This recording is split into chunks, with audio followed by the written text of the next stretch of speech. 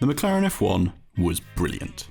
Even today, over a quarter of a century after it was launched, it remains perhaps the defining supercar of its generation. But, as much as we love it, we would like to point out that there were other supercars available in the 1990s. So, without further ado, here's a few of our favourites.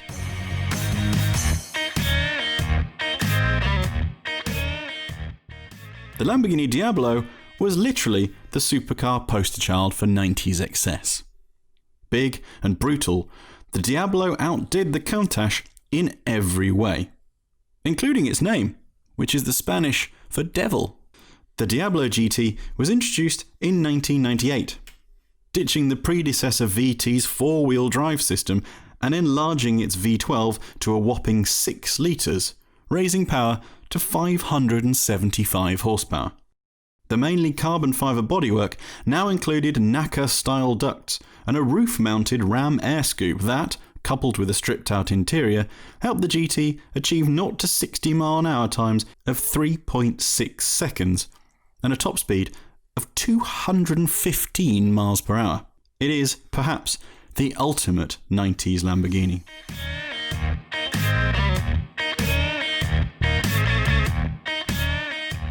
The Bugatti EB110 engages us in a way that its successor, the Veyron, just doesn't.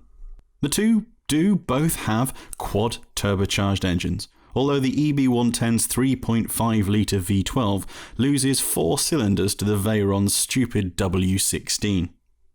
But there's just something about the EB110.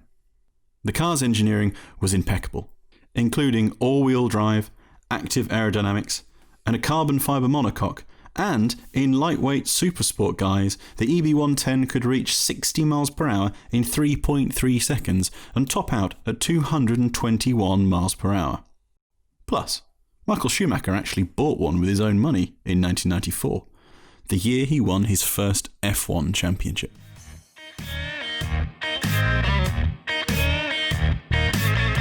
Thanks in part to input from some bloke called Ayrton Senna, the Honda NSX was nothing short of revolutionary when it went on sale in 1990. Senna was asked to provide his thoughts on suspension and chassis tuning at Honda's Suzuka circuit to refine the all-aluminium semi-monocoque supercar. The NSX's 3-litre V6 featured Honda's VTEC variable valve timing system, and the cabin architecture and styling was inspired directly by the F-16 fighter jet. But the real revolution was not in how fast it could go, but that you could drive to work every day in the NSX, comfortably, quietly, reliably, and yes, very, very quickly.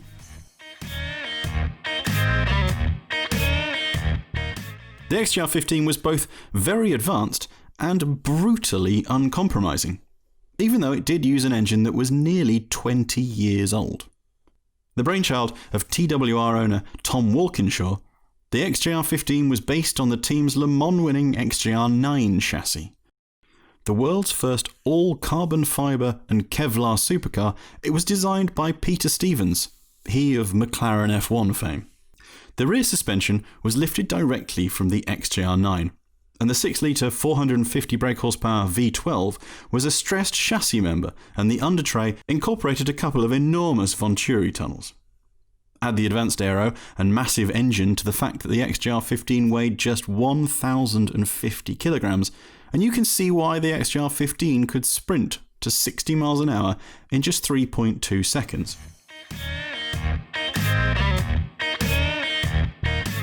The Pagani Zonda C12 was originally going to be named the Fangio F1, a tribute to the Argentinian maestro Juan Manuel Fangio. But after he died in 1995, countryman Horacio Pagani decided to change the name. Just 5 examples of the original C12 were made, all powered by a Mercedes-Benz AMG 6-litre V12 that made what seems now a tame 400 horsepower. The car was a lightweight 1,250 kilograms, however, which put its performance on par with peers from Ferrari and Lamborghini.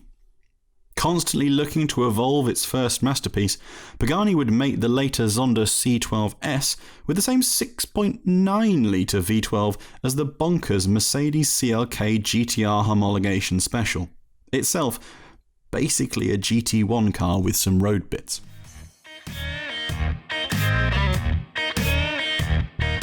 The decades-old Esprit finally got the engine it deserved in the 90s. An in-house, all-alloy, flat-plane crank V8.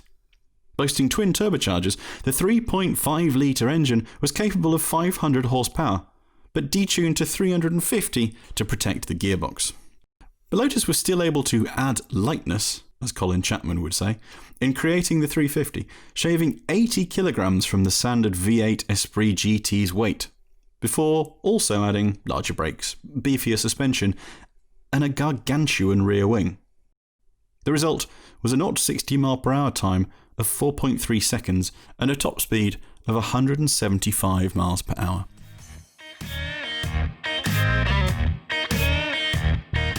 Today, the Porsche 911 is not strictly speaking a white-knuckle supercar, but this pinnacle of air-cooled models achieved that legendary status.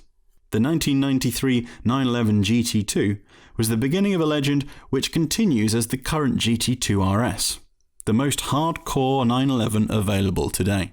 The 1993 car was created as a homologation special for the GT2 class of the FIA GT Championship, so just 57 examples went to customers. Porsche took the then current 911 Turbo, threw away its four-wheel drive system and most of the interior to create an absolute monster.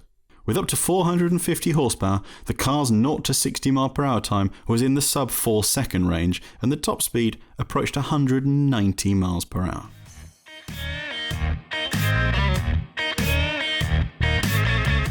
No, it's not the F50, but the Ferrari 512M was the last car to use a Ferrari flat 12 engine, so it deserves some glory. The quad-cam 48-valve engine used titanium conrods and crankshaft, meaning it had to be electronically limited to 7,500 RPM. At 4.7 seconds, its 0-60 dash wasn't stellar, even for the day, and the car still couldn't top the double ton. But it still had those awesome Testarossa side strakes, even if the pop-up headlights and wide taillights had to be ditched. The 512M would end up being the last full production Ferrari with a mid-mounted 12-cylinder engine. And for that, it deserves to be on this list.